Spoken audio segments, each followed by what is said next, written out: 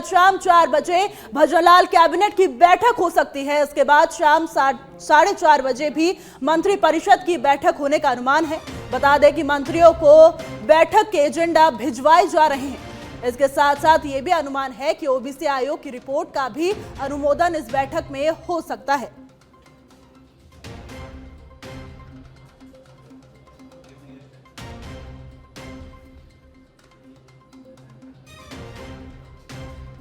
CM Bhajanlal Sharma की कल मंत्रिपरिषद के साथ में बैठक है, जिसमें ओबीसी आयोग की रिपोर्ट पर चर्चा हो सकती है।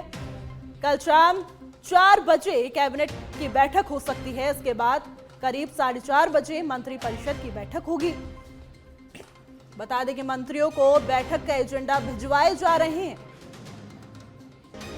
और इस बैठक में ओबीसी आयोग की रिपोर्ट का अनुमोदन भी हो सकता है। कल शाम करीब 4 बजे कैबिनेट की बैठक होगी।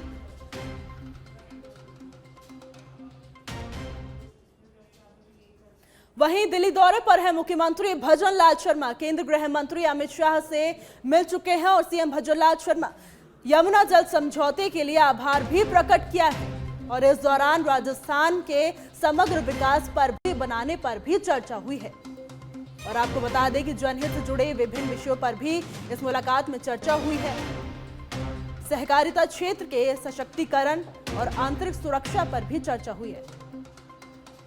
कई अहम मुद्दों पर मुलाकात में चर्चा हुई है। सीएम भजनलाल शर्मा की केंद्रीय गृह मंत्री अमित शाह से मुलाकात हुई है, जिसमें सीमा क्षेत्रों के सुदृढ़ीकरण, सीमावर्ती जिलों पर चर्चा हुई है।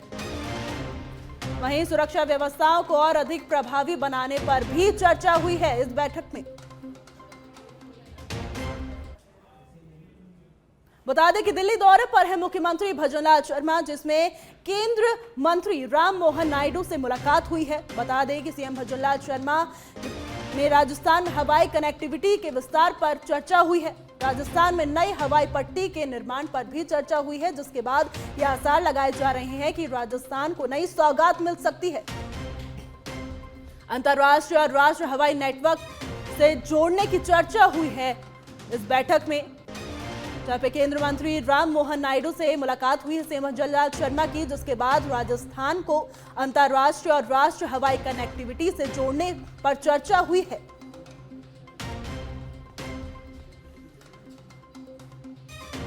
बता दें कि सीएम भजनलाल शर्मा का दिल्ली दौरा है, जिसमें उन्होंने कई बड़े नेताओं से मुलाकात की है।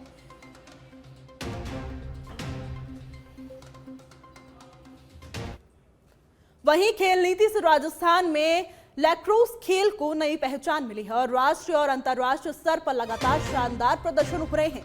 राष्ट्रीय और अंतर्राष्ट्रीय स्तर पर खिलाड़ी बना रहे हैं नए रिकॉर्ड। बता दें कि लॉस एंजलिस ओलंपिक 2028 में शामिल होंगे और लैक्रोस के लिए शुरू की विशेष तैयारियां हो चुकी हैं। विश्व स्तरीय मैदान और आधुनिक प्रशिक्षण और विशेषज्ञ कोच की मिल रही है सुविधा यहां पे खिलाड़ियों को। तृतीय राष्ट्रीय लैक्रोस चैंपियनशिप में राजस्थान ने 5 स्वर्ण और 1 कांस्य पदक जीते थे और राजस्थान के 55 खिलाड़ियों ने 6 वर्गों में भाग लेकर प्रदेश का मान सम्मान बढ़ाया था। इसके अलावा आपको बता दें कि एशियन महिला लैक्रोस चैंपियनशिप में राजस्थान की बेटियों ने भारत को रजत पदक भी दिलाया था और एशियन लैक्रोस गेम 2026 में राजस्थान के बालक बालिका खिलाड़ियों ने स्वर्ण पदक जीता था और उदयपुर के महाराणा प्रताप खेल गांव में देश की पहली लैक्रोस एकेडमी समर्पित बनी है। पिछले 3 वर्षों में राजस्थान ने राष्ट्रीय लैक्रोस में 15 स्वर्ण सहित 19 पदक जीते हैं और जनहित युवाओं को खेलों से जोड़कर नए अवसर उपलब्ध करा रही है प्रदेश सरकार।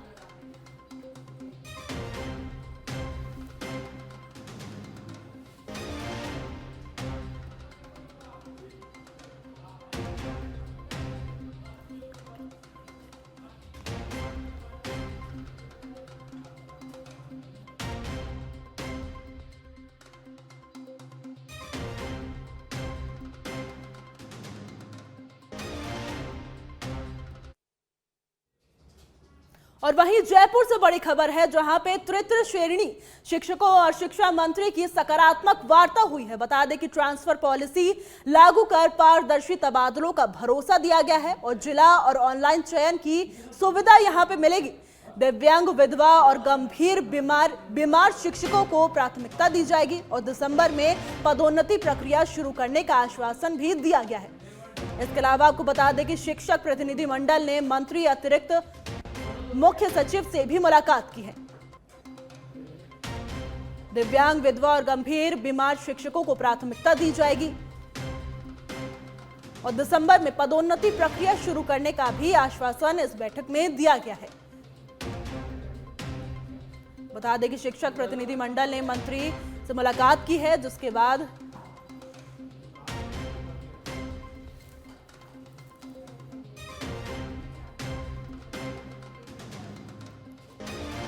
बिल्कुल जयपुर से बड़ी खबर है, जहां पे तृतीय श्रेणी शिक्षकों और शिक्षा मंत्री की सकारात्मक वार्ता यहां पे सामने आई है और ट्रांसफर पॉलिसी लागू कर पारदर्शी तबादलों पर यहां पे भरोसा दिया गया है और जिला और ऑनलाइन चयन की भी सुविधा यहां पे मिलेगी।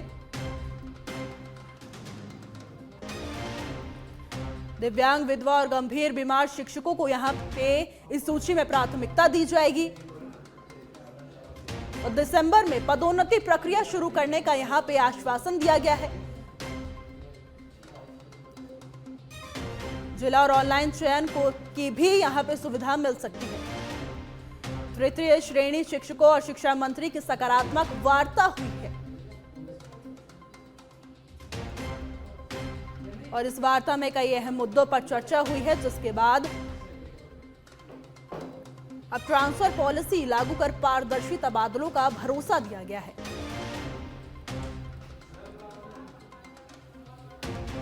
इसी खबर पे और जानकारी के लिए हमारे साथ हमारे संवाददाता कुणाल भटनागर जुड़ चुके हैं। कुणाल, यहाँ पे तृतीय श्रेणी शिक्षकों और शिक्षा मंत्री की जो मुलाकात हुई है, क्या कुछ जानकारी है? देखिए, आपको बता दें कि लगातार 2 दिन से जो शिक्षकों का धरना था वो जयपुर के शहीद स्मारक पर जारी था। प्रदेश भर से 3rd ग्रेड जो टीचर हैं वो जयपुर के शहीद स्मारक पर आए हुए थे। ऐसे में कल भी शिक्षा मंत्री से बातचीत हुई, लेकिन जो आश्वासन जो है वार्ता विफल रही और आज एक बार फिर से शिक्षा मंत्री से वार्ता हुई। इस दौरान सीएस जो है राजेश यादव मौजूद रहे।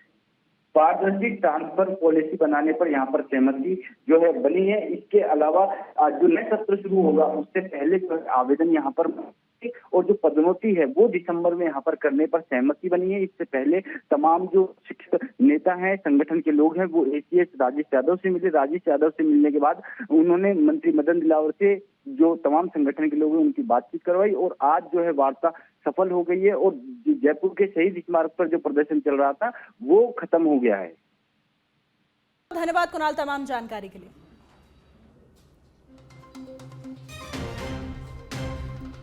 ये बड़ी खबर आ रही है जयपुर से, जहां पे शिक्षकों और शिक्षा मंत्री की सकारात्मक वार्ता हुई है, जिसके बाद ट्रांसफर पॉलिसी पर तबादलों का भरोसा दिया गया है।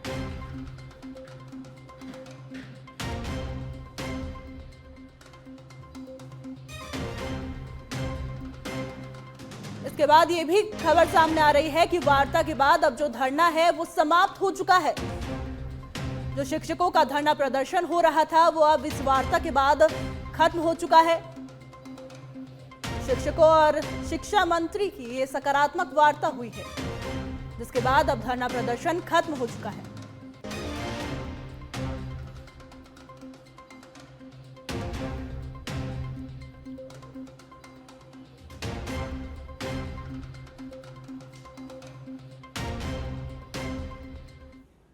और इस वक्त बड़ी खबर आ रही है, गृह विभाग के राकेश दधीची की एक्सक्लूसिव रिपोर्ट है। पुलिस को आधुनिक संसाधनों से लैस करने की तैयारी यहां पे की गई है। करीब 1500 करोड़ रुपए के बजट प्रस्ताव पर भी यहां पे चर्चा हुई है। गृह विभाग की पहल हुई है।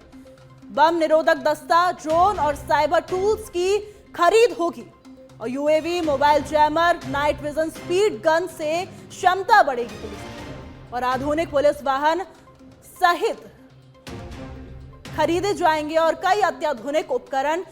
डीजीपी के निर्देशन में पुलिस को हाईटेक बनाने की कवायद यहां पे की गई है।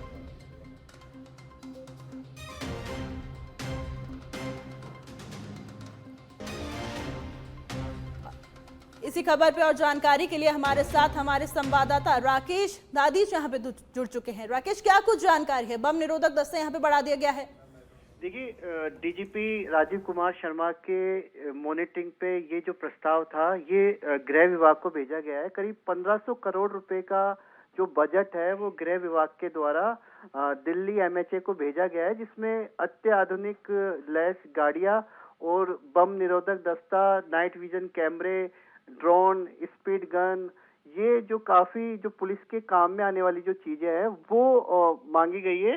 बहरहाल 500 करोड़ रुपए का एक प्रोजेक्ट है जिसमें पुलिस के अत्याधुनिक भवन निर्माण किए जाएंगे, जिसमें जो नई तकनीक के आधार पर जो पूरा सर्विलांस का ऑफिस होगा, जिसमें तमाम सुविधा होगी, जिसमें बैठने के लिए ऑफिसर्स चैम्बर होंगे, अनुसंधान के लिए एक अलग से विंग होगी, इसका भी प्रस्ताव भेजा गया है।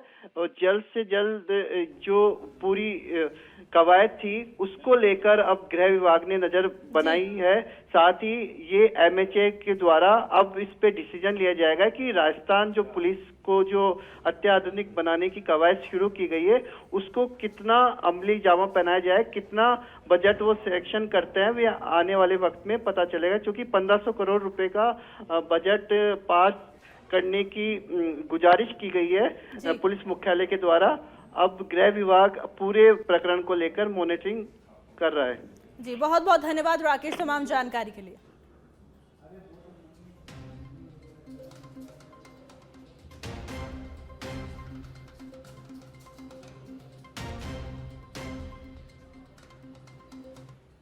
वहीं चाकसू से बड़ी खबर है, जहां पे 300 फीट ऊंचे मोबाइल टावर पर युवक चढ़ गया और युवक को नीचे उतारने में पुलिस और प्रशासन की टीमें लगातार जुटी हुई हैं। मौके पर पुलिस, एसडीआरएफ और दमकल की टीमें भी तैनात कर दी गई हैं। बता दें कि युवक की पहचान मुकेश सैनी के रूप में हुई है और यह मामला प्रेम प्रसंग से जुड़ा हुआ बताया जा रहा है। बता दें कि चाकसू फाड़ी रोड स्थित रेलवे स्टेशन क्षेत्र की यह घटना है, जहां पे एक युवक 300 फीट ऊंचे मोबाइल टावर पर चढ़ गया और इस युवक को नीचे उतारने में पुलिस और प्रशासन की टीमें लगातार जुटी हुई हैं। मौके पर पुलिस, एसडीआरएफ और दमकल की टीमें भी मौजूद हैं और युवक की पहचान मुकेश सैनी के रूप में हुई है।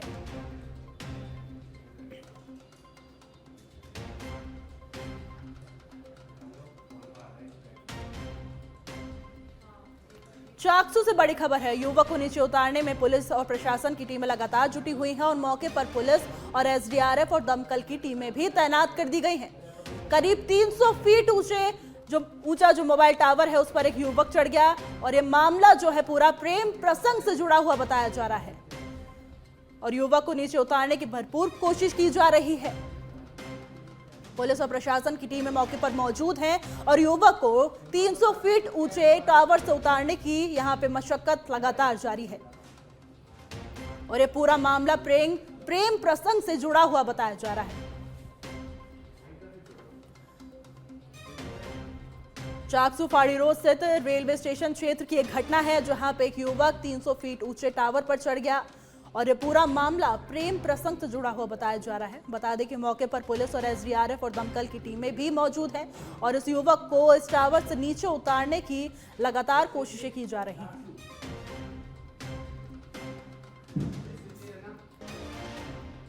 युवक को नीचे उतारने की भरपूर कोशिश की जा रही है। यहाँ पे पूरा जो मामला है ये प्रेम प्रसंग से जुड़ा हुआ बताया जा रहा है, जहां पे एक युवक 300 फीट ऊंचे टावर पर चढ़ गया और पुलिस और प्रशासन की टीमें लगातार उस युवक को इस 300 फीट ऊंचे टावर से नीचे उतारने में जुटी हुई हैं।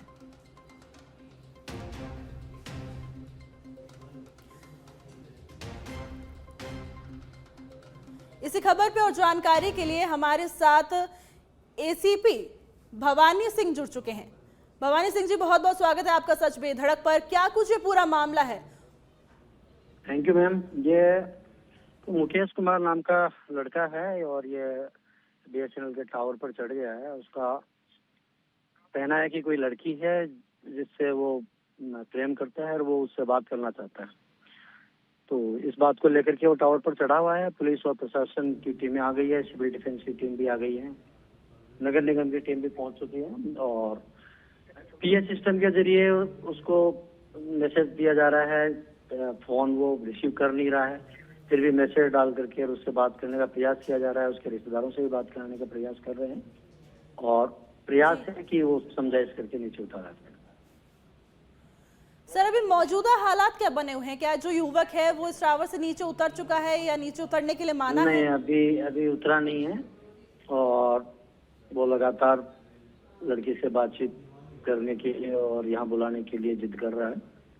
उसको समझाया जा रहा है कि इस तरह से ये गलत आपका जो है दबाव है और इस तरह से संभव नहीं है, आप नीचे आ जाएं, नीचे आके वार्ता करें, आपकी जो भी समस्या है वो बताएं, उसको पूरी तरह से सुना जाएगा और फिर उस पर जो भी समाधान होगा वो किया जाएगा। जी, बहुत बहुत धन्यवाद सर तमाम जानकारी के लिए। बहुत बहुत धन्यवाद कि आप सच भी धड़क के साथ में जुड़े।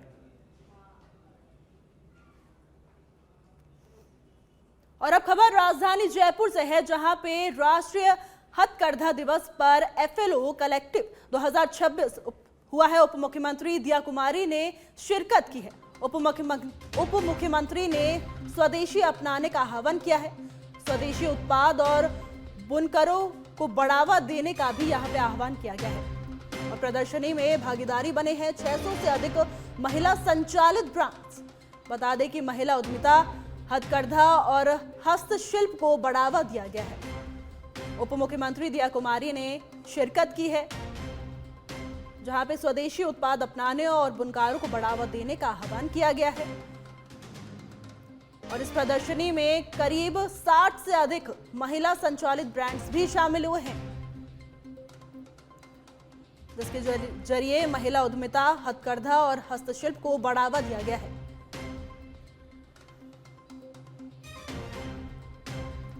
राजधानी जयपुर से बड़ी खबर है, जहां पे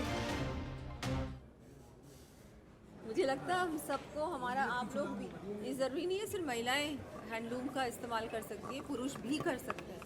ये मुझे लगता है हमारे जो बुनकर हैं, हमारे जो हस्तशिल्पकार हैं, उनको हम लोग जितना इनकरेज करें उतना कम होगा। जैसा कि प्रधानमंत्री जी बोलते हैं, गो वोकल फॉर लोकल, ये रिस्पॉन्सिबिलिटी है, हमारी जिम्मेदारी है। हमको हमारे क्राफ्ट्समैन के लिए, हमारी राजस्थान की और भारत की जो जितने हैंडीक्राफ्ट्स हैं, जो लोकल चीज़ें बनती हैं, उसके लिए ज़्यादा से ज़्यादा वोकल होना चाहिए। हमारे सोशल मीडिया हैंडल्स में हमको इनके बारे में बार बार। और अब डीग के कामा से बड़ी खबर है, जहां पे मूसलाधार बारिश से 2 मंजिला मकान ढह गया है। मकान गिरते ही इलाके में अफरा तफरी मच गई है और हादसे के वक्त मकान में परिजन भी मौजूद थे। ग्रामीणों की मौके पर भारी भीड़ लग गई है और कामा क्षेत्र के घिलावाटी गांव की एक पूरी घटना बताई जा रही है, जहां पे एक मकान का हिस्सा भरभरा कर गिर गया। आज सुबह से बारिश हो रही है। उस बारिश में Hariram son of Vicky, Dhaniram son of Vicky, उनका जो मकान है डबल मंजिल, और दोनों मंजिल जो धराशायी हो गए। और ईश्वर की कृपा रही कि कोई जनहानि तो नहीं हुई, लेकिन इनका जो घरेलू सामान था पूरा सामान इसमें दब गया, पूरा सामान टूट गया। और पटवारी जी, सेक्रेटरी साहब, उनको सूचित कर दिया है। आगे क्या मांग है? मांग ये कि ये गरीब लोग हैं और जो इनकी जो। वहीं भरतपुर जिले में लगातार बरसात हो रही है, जिससे नदबई कस्बे के बाछामदी स्थित तेली धोबी मोहल्ले में बिजली की तेज गर्जना के बीच एक मकान में कमरे की पट्टियां टूटकर गिर गई। घटना में एक बालिका घायल हो गई है, जबकि परिवार के अन्य सदस्य बाल बाल बच गए हैं। परिवार के मुखिया ने बताया कि घटना के समय वो अपनी पत्नी तथा दोनों बेटियों के साथ कमरे में सो रहे थे। इसी दौरान कमरे की छत भरभरा कर गिर गई। घटना के बाद घर की महिलाओं का रो रो कर बुरा हाल है।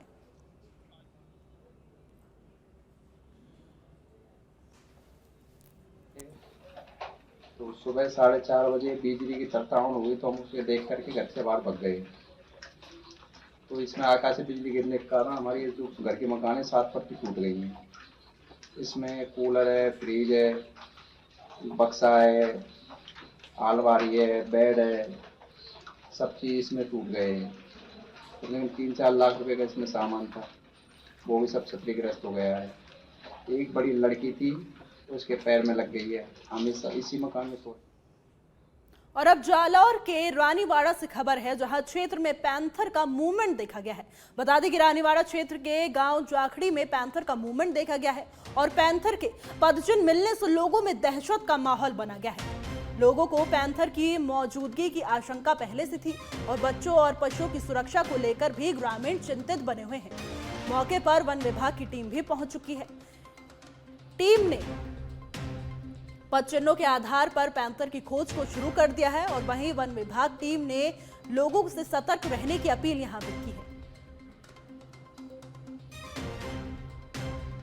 ये बड़ी खबर आप देख रहे हैं जालौर से, जहां पे एक पैंथर का मूवमेंट नोटिस किया गया है, जहां पे जिसके बाद ग्रामीणों में दहशत का माहौल बना हुआ है। मौके पर वन विभाग की टीम भी पहुंच चुकी है और टीम ने पैंथर के पद चिन्हों के आधार पर पैंथर की खोज शुरू कर दी है।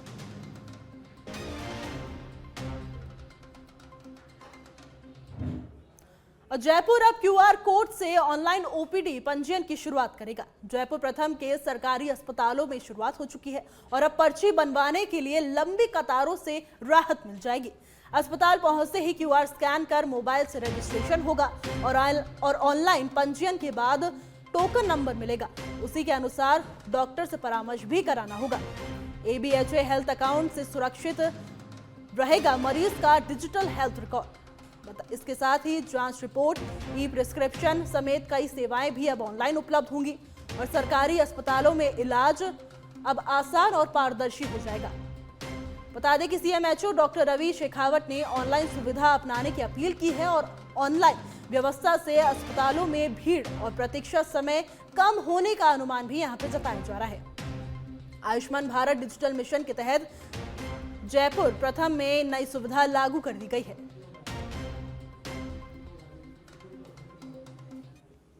और अब टॉक से बड़ी खबर है, पुलिस की साइबर ठगी के खिलाफ बड़ी कार्रवाई यहां पे सामने आई है। बता दें कि फर्जी ट्रेडिंग ऐप से ठगी करने वाले 3 आरोपी यहां पे गिरफ्तार हो चुके हैं। 4 मोबाइल, फर्जी सिम और वाहन के लिए भी जब्त किए गए हैं। टेलीग्राम चैनल से लोगों को मुनाफे का झांसा देते थे और पुलिस अब इन आरोपियों के नेटवर्क की जांच में जुटी हुई है।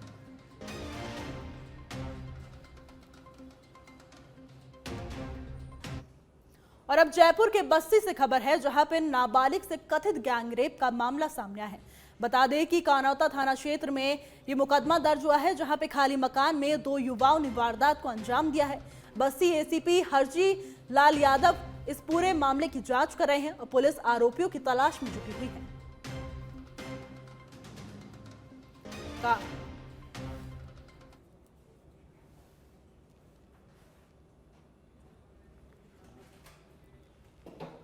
और अब जयपुर के बस्ती से खबर है, जहां पे करंट की चपेट में आने से एक ऊंट की मौत हो गई है।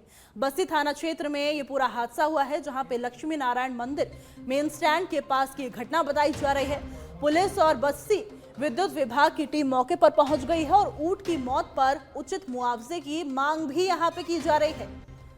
बता दें कि घटनास्थल पर राहगीरों की भीड़ लग गई है और विद्युत विभाग पर लापरवाही के आरोप यहां पे लग रहे हैं।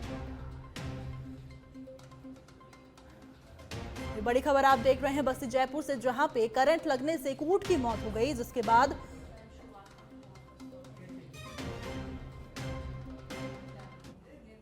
वहीं झुंझुनू में बीजेपी की जिला कार्यकारिणी की बैठक हुई है। निकाय पंचायत चुनावों की तैयारियों पर मंथन हुआ है।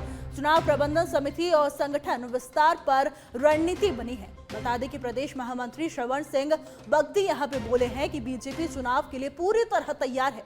बूथ स्तर तक मजबूत संगठन, घोषणा होते ही मैदान में उतर जाएंगे। पूर्व मंत्री और विधायक, पूर्व सांसद सहित कई वरिष्ठ नेता भी मौके पर मौजूद रहे।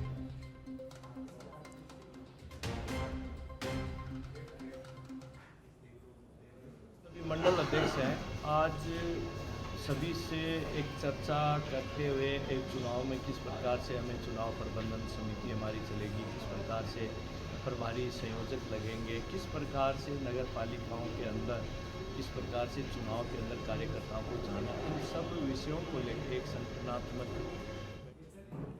वहीं जयपुर से बड़ी खबर है, जहां पे जर्जर 3 मंजिला भवन से बड़ा खतरा सामने है। नगर निगम ने भवन स्वामी को नोटिस जारी कर दिया है। बता दें कि 24 घंटे में कार्रवाई के निर्देश दिए हैं।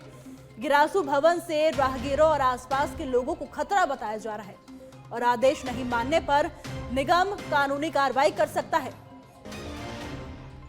बस बदनपुरा क्षेत्र का ये पूरा मामला है, जहां पर 3 मंजिला भवन से बड़ा खतरा बना हुआ है और 24 घंटे